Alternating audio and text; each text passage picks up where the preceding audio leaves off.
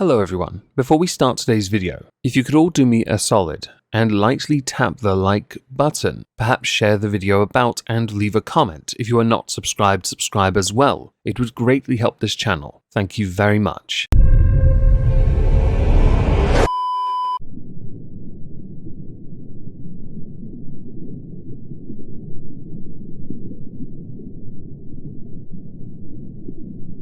Well, isn't this just fantastic? Captain's Log, Subdates 220711.2. Apparently, Ensign Bork will require extensive surgery to rebuild his shattered everything. I'm certain the pod he was in would have survived, but I really didn't want to scratch the paint, so my priorities were quite right. His body for my pod. Hello everyone, welcome back to another video. Yes, okay, we're going to be talking about Amber Heard. You're all welcome. This is going to be fun, right? Okay, so a number of things have transpired in the space of a week, context of which needs to be provided so that we have a proper detailing of what is going on post Johnny Depp's victory. Obligatory shilling of relevant playlist here. A number of things we're going to discuss I have alluded to briefly in previous videos. But with the week having gone, we now have the additional information that can better articulate what it is that is going to now happen while Johnny Depp is on his Victory World Tour, and Amber Heard is in a mountain of trouble. So first, Amber Heard calls for new libel trial against Johnny Depp. The lawyers for Amber Heard have called the $10.35 million, £8.2 million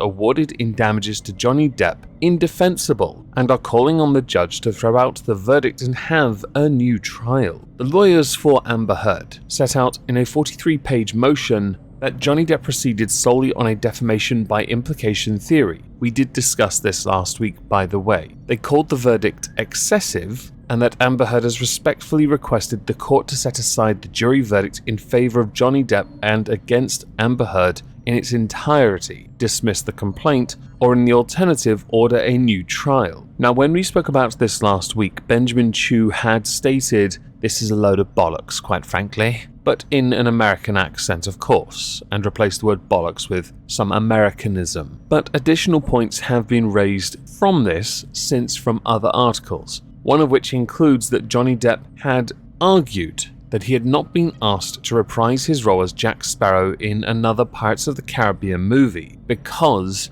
of the Washington Post op-ed. Many of us agree that is not true. The franchise was going down and Disney want to reboot. Because as is well known everyone, a reboot solves all the world's problems. It's exactly what the people want. Another aspect that has been given more information, which has subsequently led to a number of articles speculating that the verdict has been thrown into chaos, is that the wrong juror was seated in the Virginia trial. This one error is arguably one of the only potentially legitimate arguments that Amber Heard's team have. In the partially redacted filing from Amber Heard's team, it states that Miss Heard had a right to rely on the basic protection as prescribed by the Virginia Code, that the jurors in this trial would be individuals who are actually summoned for jury duty. In this case, it appears that juror number 15 was not, in fact, the same individual as listed on the jury panel. That comes from Elaine Bredhoft,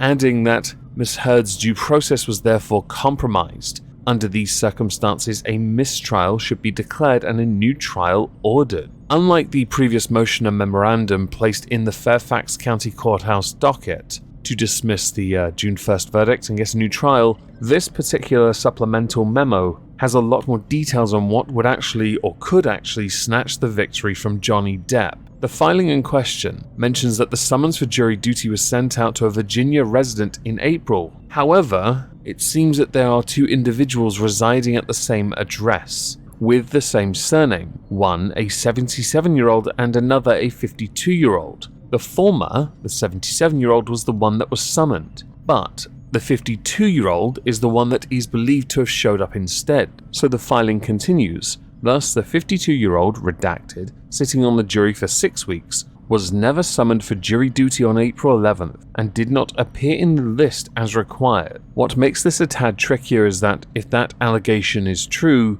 then this juror should never have been there, and there is a point to that. But the court itself falls under a level of disrepute here for not checking the person in question, allegedly. And I have to state this because there's always a chance they did check the ID, but as a number of articles have pointed out, it's always possible that the juror in question provided fake ID. Now, Fairfax County's juror questionnaire webpage does try to ensure that the correct people are there. It requires all county residents to log in using a 7-digit juror number, zip code, birth date. Those same safeguards are in place and relied upon by the parties to verify the identity of the correct juror. This in turn ensures that due process and a fair trial takes place. When these are circumvented or not follows, as it potentially may well have been in this instance, the right to a jury trial and due process are undermined and therefore compromised. While this has been going on, Johnny Depp has found himself reportedly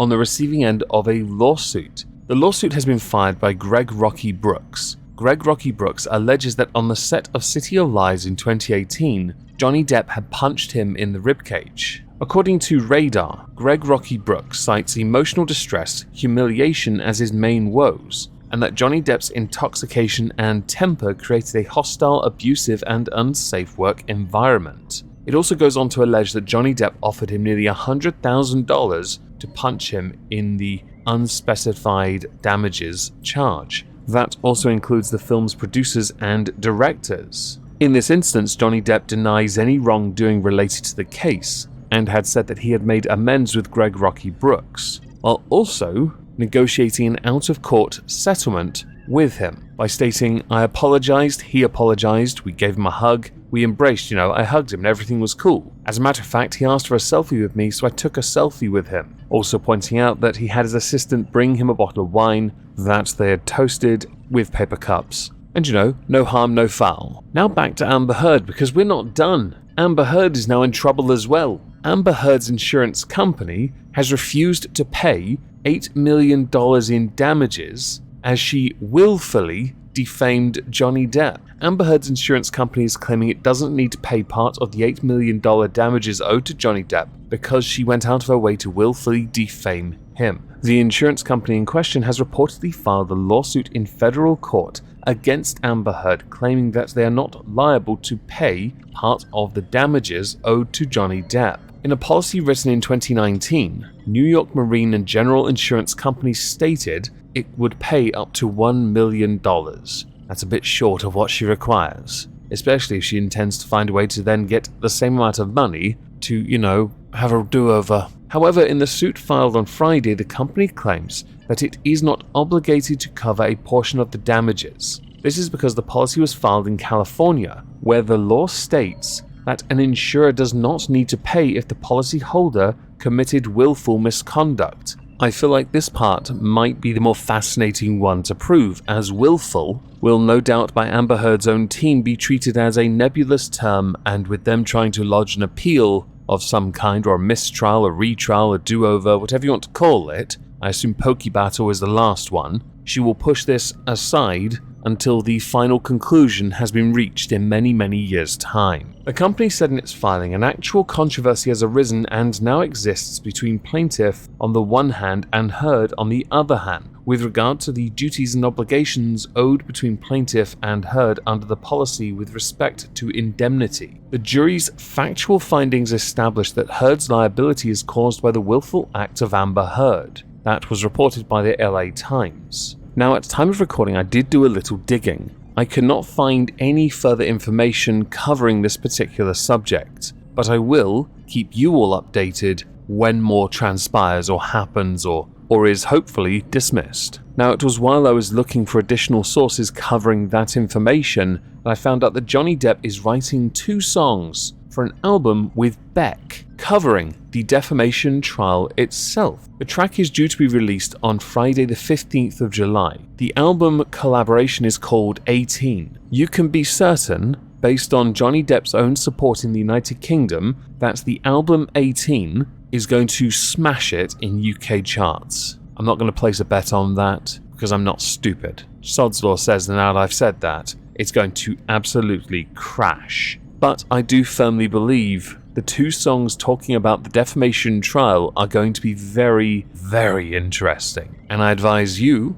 all to keep your ears to the ground, or on Spotify of course, for it when it drops. Now, as we've reached the end of the video, I would like to instead promote something. I'm attempting to finish my log cabin, aka my new home, I guess. Yes, home. Yes. To do this, I need Ellishka. Ellishka is quite expensive these days, so I'm going down the solar Ellishka route. If you'd like to help me achieve this goal, I have a Ko-fi link down below with a goal of a certain amount. I can't remember what it is. If you'd like to help, please consider donate via that. Thank you.